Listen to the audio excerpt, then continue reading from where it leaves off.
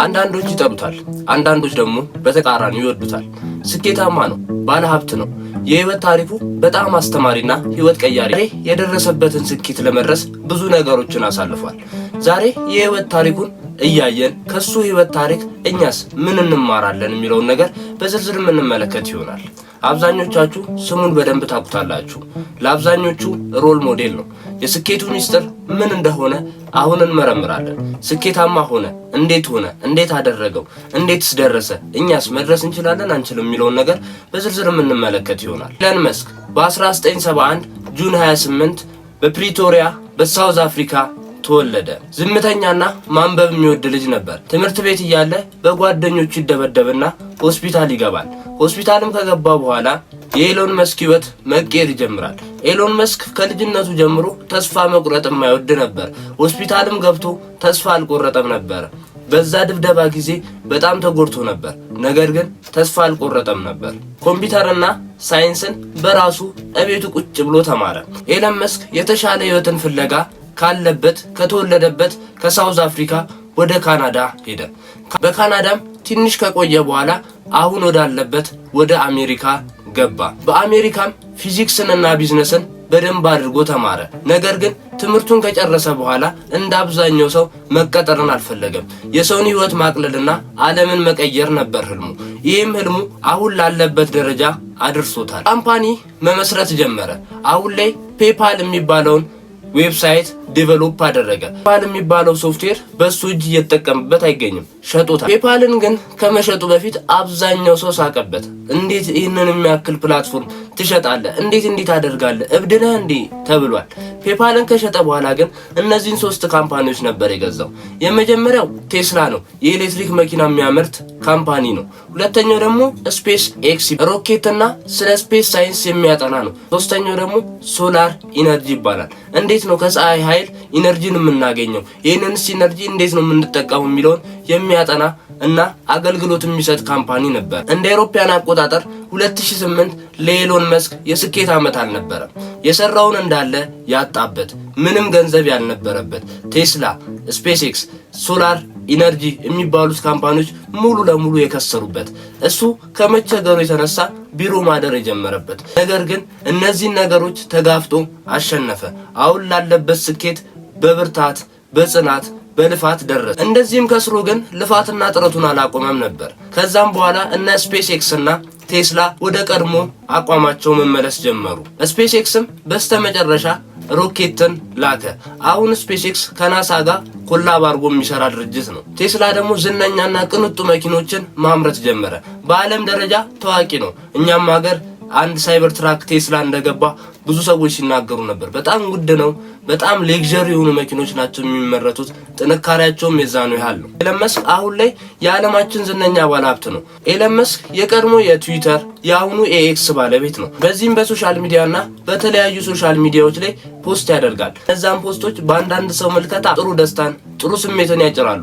በአንዳንድ ሰው መልከታ ግን እነዛ ፖስቶች ትክክል እንዳልሆኑ ይነገራል። አንድ ሰዎች ሶሻል ሚዲያ ገጹ ላይ ፖስት በሚያደርገው ነገር ይወዱታል። አንዳንድ ሰዎች ደግሞ ሶሻል ሚዲያ ገጹ ላይ ፖስት በሚያደርገው ነገር ይጠሉታል። እየወደክ ካልሆነ እየተንቀሳቀስክ አይደለም ይለናል ኤሎን መስክ። የኤሎን መስክ ታሪክን አሁን ሰምተናል። ከኤሎን መስክ ታሪክ እኛ ምን መማር አለብን? እኛስ ምን ማድረግ አለብን?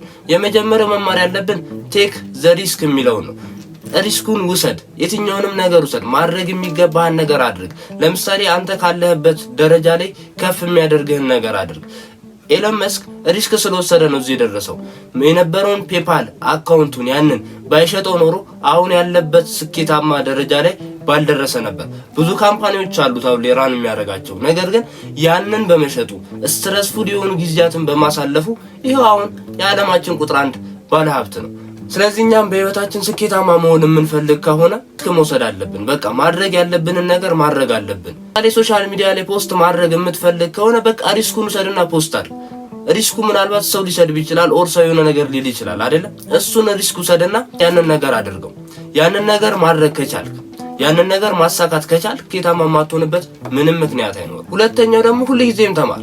ኤሎን መስክ ከቀድሞ ስህተቱ ይማራል። መጀመሪያ ላይ ካደረገው ነገር ይማራል። እኛም ሁሉ ጊዜ ከስተታችን መማር ይጠበቅብናል። አንድ ከስተታችን መማር ይኖርብናል። ሁለተኛ ደግሞ ራሳችንን ማስተማር ይኖርብናል። ኤለን መስክ ራሱን ኮምፒውተርና ሳይንስ በራሱ ነው የተማረው። በ12 ዓመቱ ቪዲዮ ጌም ሰራ። ስለዚህ እኛም ስኬታማ መሆን የምንፈልግ ከሆነ ራሳችንን ማስተማር ይኖርብናል። ራሳችንም ደግሞ የምናስተምረው አንድ በሶሻል ሚዲያ ነው፣ ሁለት ከመጽሐፍት ነው። ነገር ግን ትኩረት አድርገን መማር የምንፈልግ ከሆነ መማር ያለብን ከመጽሐፍት ነው። አብዛኛው ዕውቀት ያለው መጽሐፍት ላይ ነው። ኤለን መስክ በልጅነቱ አንባቢ ነበር። አንባቢ መሆኑ ነው በ12 ዓመቱ ቪዲዮ ጌም እንዲሰራ ያደረገው። ስለዚህ አንተም በህይወት እስካለህ ድረስ አቅምህ እስከፈቀደ ድረስ ሁሉ ጊዜ ራስን ማሻሻል ይኖርብሃል። ሁሉ ጊዜም ከትላንትና ማንነት መሻል ይኖርብሃል። ካልተሻሻልክ ኦርም ማታድግ ከሆነ ተመሳሳይ ነገር ነው የምታገኘው። ስለዚህ አንተ የተሻለ ነገር የምትፈልግ ከሆነ የተሻለ ጥረቶች ማድረግ ይገባሃል። የሆነ ቦታ መድረስ የምትፈልግ ከሆነ እዛ ነገር መከፈል ያለበትን ነገር መክፈል ይኖርብሃል። ኤለን መስክ ዓለምን መቀየር ፈለገ፣ ዓለምን ቀየረ፣ ስኬታማም ሆነ። አንተም የሆነ ነገር መቀየር ትፈልጋለህ። ምናልባት የቤተሰብን ህይወት መቀየር ትፈልግ ይሆናል። ምናልባት የመንደርን ህይወት መቀየር ልትፈልግ ትችላለህ። ስለዚህ ያንን መቀየር የምትፈልግ ከሆነ መጀመሪያ ግን ራስን መቀየር ይገባል። ራስን ከቀየርክ በኋላ ነው ያን ነገር እያሰፋ የምትሄደው። ቅድሚያ ቤተሰቦችን ቀይሬ እኔ እቀየራለሁ ማለት አትችልም። መጀመሪያ ራስን ከቀየርክ በኋላ ነው ቤተሰቦችንም ልትቀይር የምትችለው። ስለዚህ መቀየር የምትፈልግ መሻሻል የምትፈልግ ከሆነ የግድ እነዚህ ነገሮች ማድረግ ይገባል። ሌላው ደግሞ ተስፋ መቁረጥ የሚባል ነገር እንደማያስፈልግ ነው። በምንም ነገር ላይ በተለይ አንተ በዚህ ነገር የሆነ ቦታ ደርሳለሁ የምትልበት ነገር ከሆነ ተስፋ መቁረጥ አያስፈልግም። ወደ ግራ ወደ ቀኝ ማየት አያስፈልግም። ቀጥታ ያንን አላማን የሚያሳካ ነገር ነው ማድረግ ያለብን። አንተ መድረስ የምትፈልግበት ቦታ አለ። አንተ ማሳካት የምትፈልገው ቦታ አለ። ስለዚህ አንተ ማሳካት መድረስ የምትፈልግበት ቦታ ላይ የደረሱ ሰዎች አሉ አይደለ? ስለዚህ እነሱ ያደረጉትን የነሱን ዱካ እየተከተልክ ማድረግ ይገባሃል። ለምሳሌ እንደ ኤለን መስክ ቢሊዮነር መሆን የምትፈልግ ከሆነ የኤለን መስክ ኮቴ ተከተለ መሄድ ይገባል። ምክንያቱም ካሱ የምትማራቸው ጥሩ ነገሮች አሉ፣ ከኤለን መስክም የማትማራቸው መጥፎ ነገሮች አሉ። ላይ ቀረበ። ከዛ ሲጋራ እያጨሰ ነበር ያንን ፖድካስት የተቀረጸው። ግን ቫልዩ በጣም ወረደ። ሰው ያለው ምልከታ በጣም ወረደ። ገባ? ከኤለን መስክ ያንን ነገር ላትወስድ ትችላለህ። ከኤለን መስክ መጥፎ ተግባራቶቹን ላትወስድ ትችላለህ። ነገር ግን አንተ ስኬታማ ያደርገኛል የምትለው ጥሩ ጎኑን ወስደህ ለራስህ መተግበር ትችላለህ። ዛሬ ላይም እያነሳን እያወራን ያለነው ስለ ኤለን መስክ ጥሩ ነገሮች ነው። ከኤለን መስክ ምን ተምረን ምን እናድርግ፣ የት ቦታ እንድረስ። አብዛኛው እዚህ ቻናል ላይ ያለው ስኬታማ መሆን የሚፈልግ ሰው ነው። አሁን ካለበት ቦታ መሻሻል የሚፈልግ ሰው ነው። ስለዚህ ያ ነገር እስከሆነ ድረስ የስኬታማ ሰዎችን ታሪክ እያጠና ለኛ በሚመጥን መልኩ እናደርገዋለን፣ እንተገብረዋለን። ስለዚህ ስኬታማነት በገንዘብ ብቻ አይደለም፣ በብዙ ነገሮች ሊከፋፈል ይችላል። ስለዚህ ስኬታማ መሆን የምንፈልግ ከሆነ ተስፋ መቁረጥ የሚባል ነገር አያስፈልግም። በቃ ልንደርስበት ከምንፈልገው ቦታ እስካለ ድረስ ያንን ነገር ማድረግና መተግበር ይኖርብናል። የኤለን መስክ ታሪክ ተመቻችሁ? ከተመቻችሁ ኮሜንት ላይ አስቀምጡልኝ። እንደዚህ አይነትና ተያያዥ ቪዲዮዎች እንዲደርሷችሁ የምትፈልጉ ከሆነ ደግሞ ሰብስክራይብ አድርጉ። ለሚቀጥለው ጊዜ እስከምንገናኝ ድረስ ቸር ቆዩኝ። ከልብ አመሰግናለሁ።